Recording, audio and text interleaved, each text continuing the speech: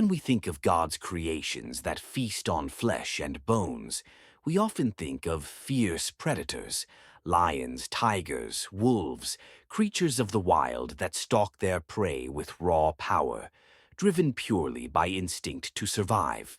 These animals, honed by centuries of evolution, are feared for their strength and savagery.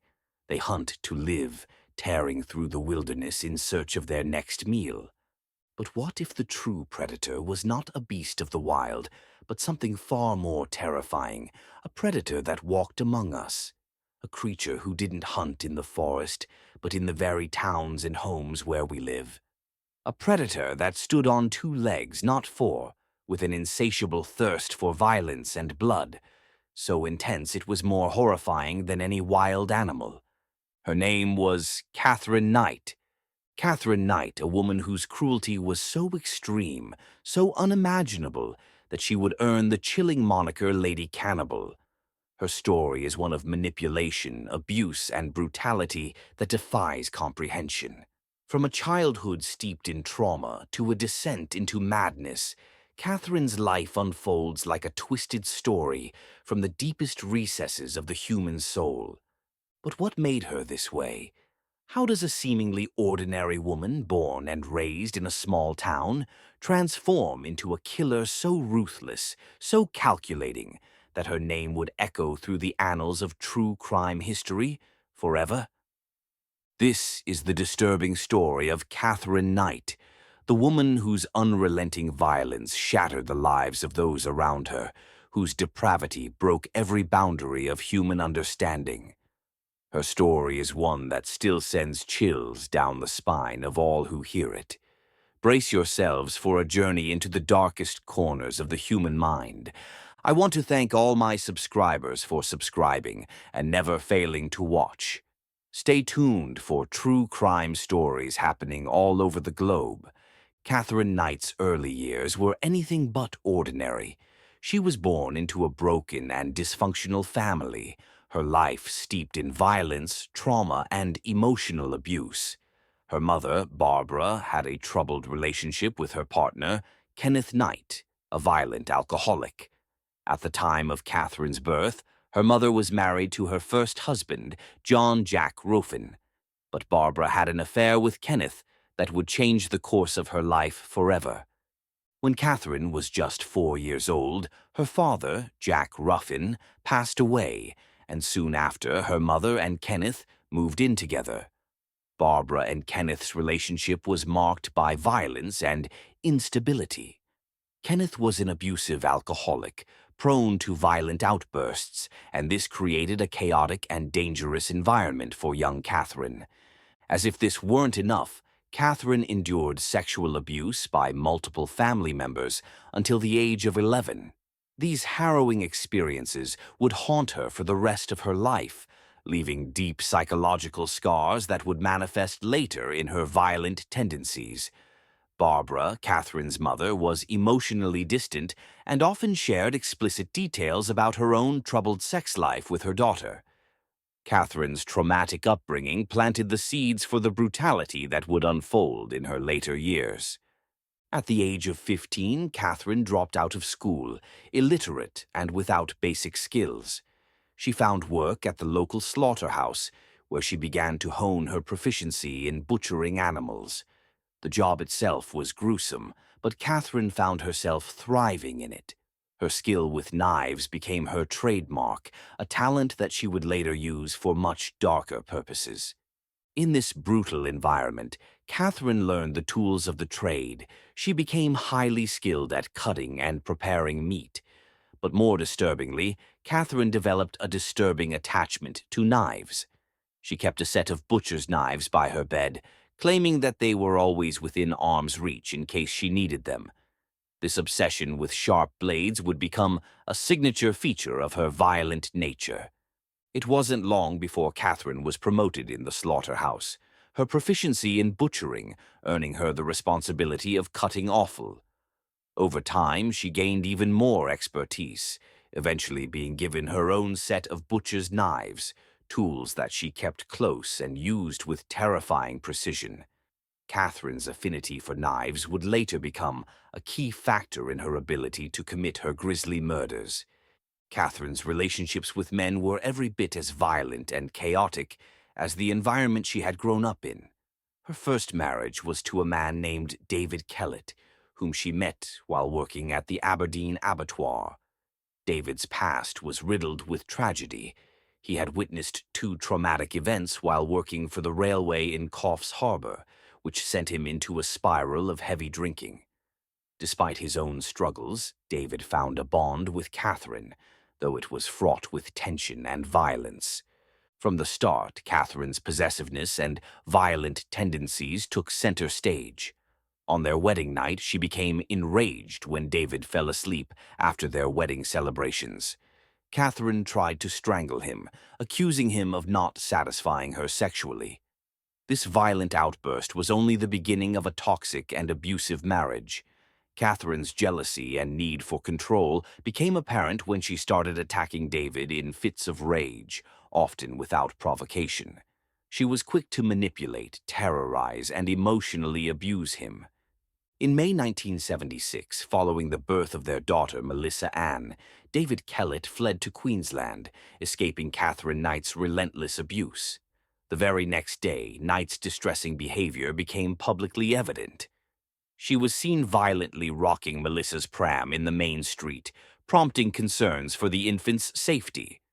Knight was subsequently hospitalized at St. Elmo's in Tamworth, diagnosed with postnatal depression. After several weeks, she was discharged, but her stability remained precarious. In a shocking incident, Knight placed 2-month-old Melissa on railway tracks, mere minutes before a train's scheduled passage.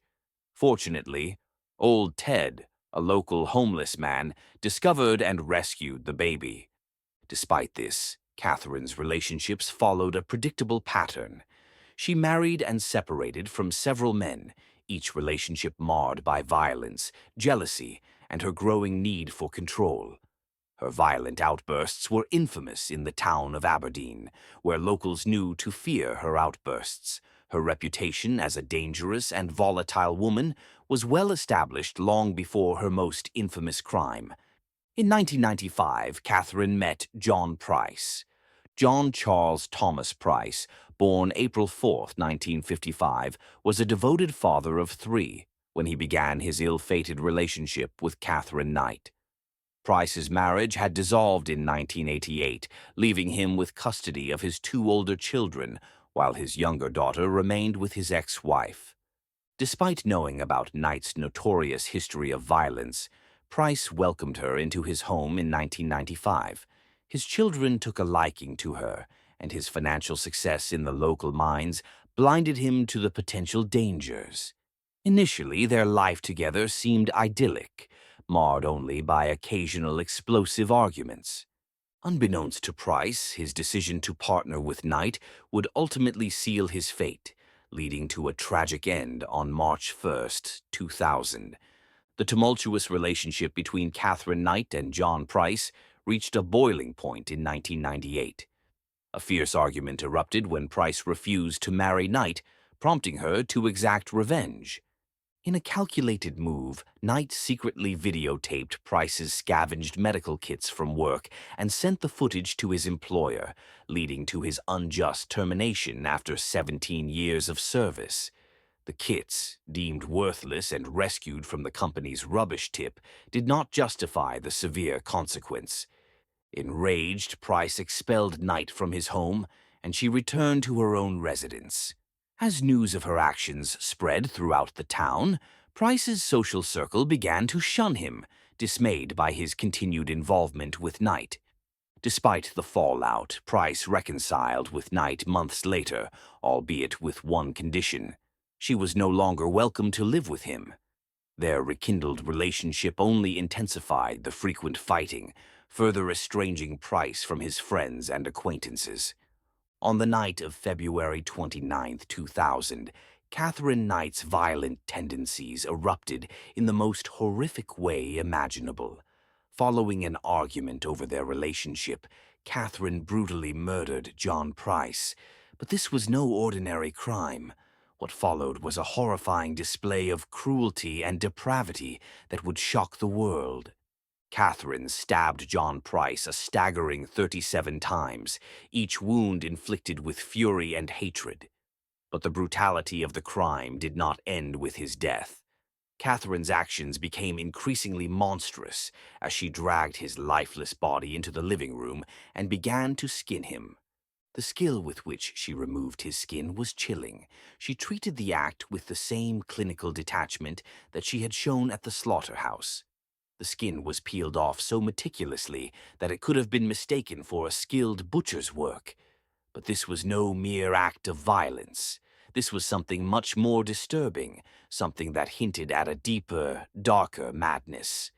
Once Katherine had skinned John Price, she decapitated him, removing his head and portions of his body. She then began the grotesque task of preparing his remains for consumption.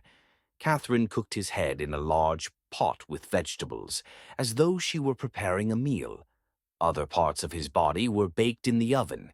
Catherine's culinary expertise in the kitchen, honed from her years of working with meat, became a macabre tool for a gruesome act of revenge.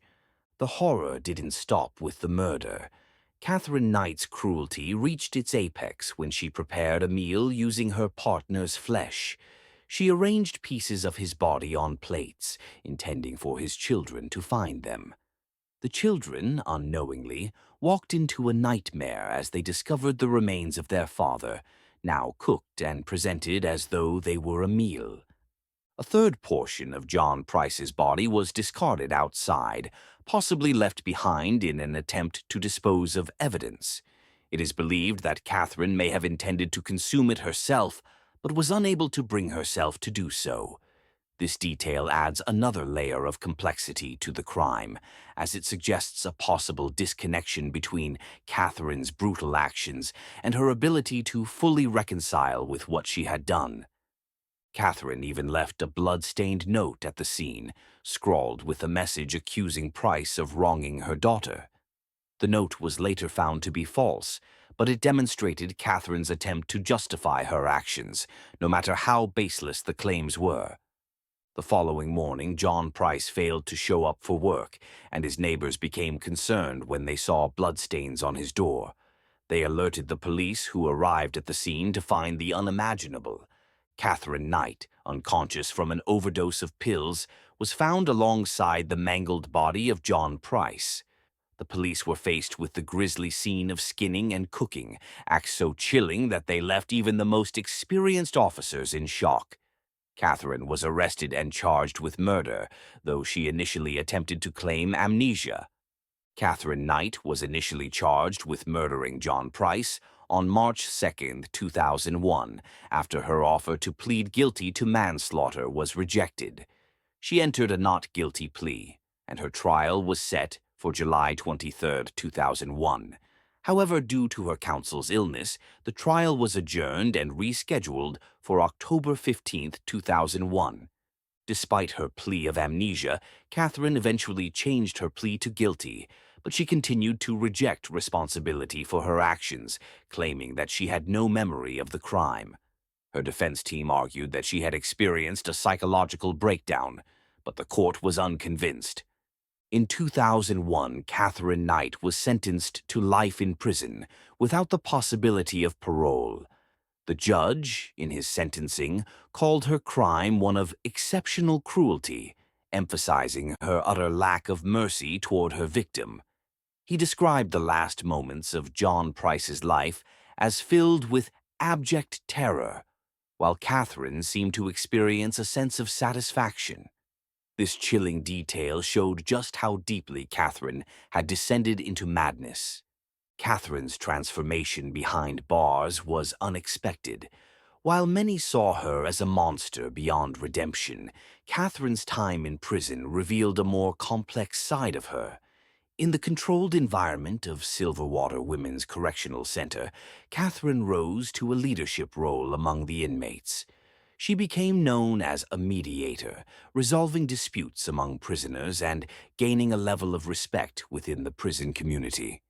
This surprising shift from violent offender to leader within the prison system is a phenomenon that continues to intrigue psychologists and criminologists alike. Despite her horrific past, Catherine appeared to have some capacity for adaptation. Her violent tendencies, however, remained, though they were no longer directed outward toward the general public. The women she now interacted with, however, learned to respect her, some even finding a degree of comfort in her mediation. This was a side of Katherine Knight that most never would have anticipated. Despite her transformation within the prison system, Catherine's legacy as Lady Cannibal has not faded. Her crime continues to be one of the most horrifying and grotesque cases in Australian criminal history. The psychological motivations behind her acts, as well as the disturbing nature of her crime, continue to captivate those studying her case. And that's where we leave the haunting case of Katherine Knight, one of the most horrifying and disturbing true crime stories you'll ever hear. As we unravel the twisted lives behind the headlines, it's important to remember just how much darkness can lie beneath the surface, even in the most ordinary of places. But don't worry, this is just the beginning. There are countless more stories like Catherine's, and we're here to bring them to you. If you found yourself captivated by this chilling true crime story, be sure to hit that like button and share your thoughts in the comments. Let us know what you think, and if there's a story you'd like us to cover next. If you haven't yet, make sure to subscribe so you never miss another deep dive into the world of true crime. Turn on the notification bell because we're just getting started and you won't want to miss the next bone-chilling story that's waiting for you. Thank you for being a part of our community, and we'll catch you in the next one, where the shadows never rest.